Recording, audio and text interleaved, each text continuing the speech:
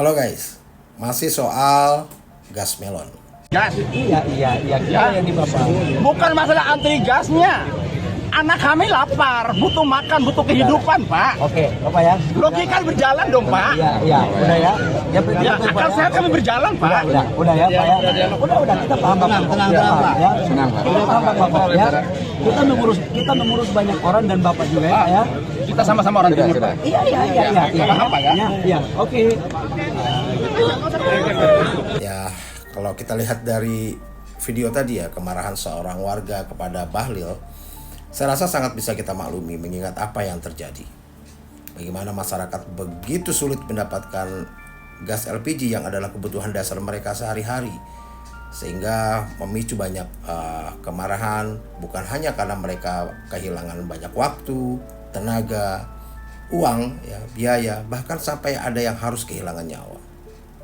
Jadi saya rasa sangat wajar jika masyarakat marah kepada Bahlil ini, karena awal mula masalah ini dimulai ketika Menteri Energi dan Sumber Daya Mineral ini SDM mengeluarkan peraturan yang melarang penjualan gas LPG 3 kg melalui pengecer.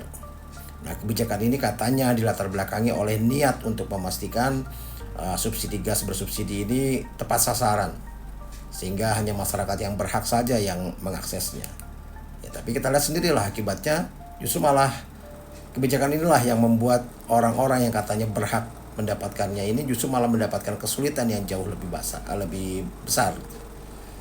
Nah, kebijakan ini jelas tidak mempertimbangkan kondisi di lapangan, ya, di mana banyak sekali masyarakat kecil yang bergantung pada pengecer untuk mendapatkan gas tersebut. Setelah larangan tersebut diterapkan, kita lihat dampaknya langsung begitu terasa. Pengecer yang sebelumnya menjadi sumber utama gas LPG 3 kg untuk masyarakat tidak lagi bisa menjualnya. Dan ini menyebabkan kelangkaan di pasaran. Lalu masyarakat yang biasanya membeli gas dari pengecer terpaksa mencari ke agen resmi, ke pangkalan yang bukan hanya jauh jaraknya, kadang bahkan seringkali tidak memiliki stok yang cukup. Dan ini menciptakan antrian panjang yang membuat frustasi di masyarakat. Nah, yang lebih parah lagi, situasi semakin kritis ketika ada seorang ibu yang meninggal dunia akibat kelelahan mencari gas LPG. Dan ini tentunya menimbulkan kemarahan di masyarakat. Banyak orang mulai mempertanyakan kebijakan pemerintah yang tidak memperhatikan kebutuhan dasar dari rakyatnya sendiri. Nah, melihat situasi yang semakin memburuk, DPR akhirnya turun tangan. Mereka meminta penjelasan mengenai kelangkaan gas dan meminta pertanggungjawaban dari Pertamina atas kebijakan yang dianggap merugikan rakyat. Nah, tindakan DPR ini menunjukkan bahwa mereka juga merasakan tekanan lah dari konstituen mereka tentunya yang kesulitan mendapatkan LPG. Nah, kemudian yang menarik adalah soal pencabutan larangan. Ya, setelah melihat dampak yang begitu negatif dari kebijakan tersebut, Prabowo memutuskan untuk mencabut larangan penjualan LPG 3 kg melalui pengecer ini. Nah, tapi pengumuman ini tidak disampaikan secara langsung oleh Presiden, melainkan melalui Wakil Ketua DPR Sufmi Dasko. Ini menjadi sorotan tersendiri nih, karena banyak orang berharap ada transparansi lah dari pihak pemerintah mengenai keputusan yang sangat penting seperti ini. Nah, dalam penjelasannya Dasko menjelaskan bahwa larangan itu bukan berasal dari Presiden, melainkan merupakan inisiatif Menteri SDM. Ini juga aneh.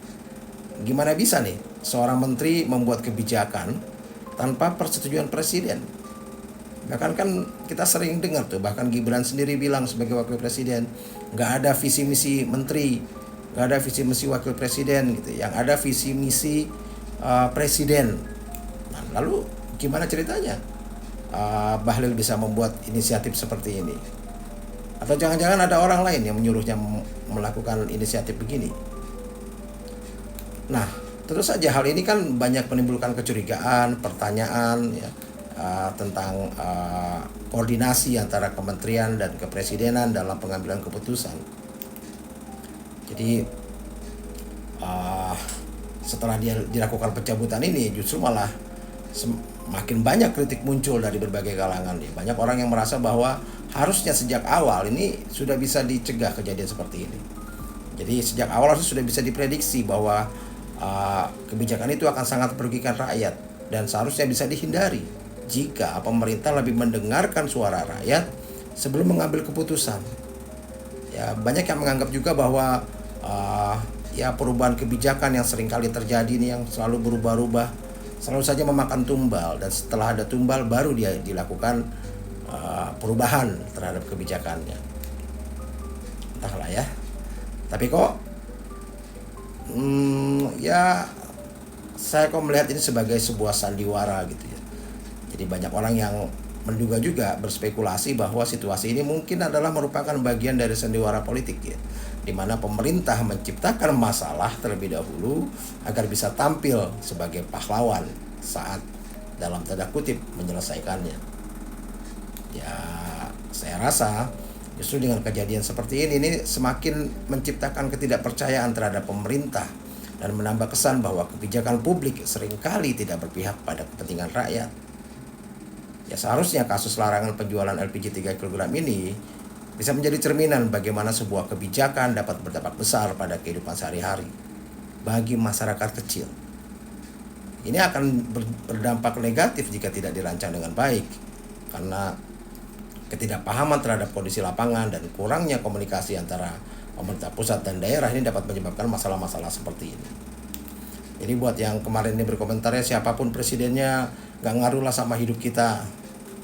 Kita lihatlah, bahkan seorang Bahlil bisa membuat hidup kita morat-marit seperti ini. Salam.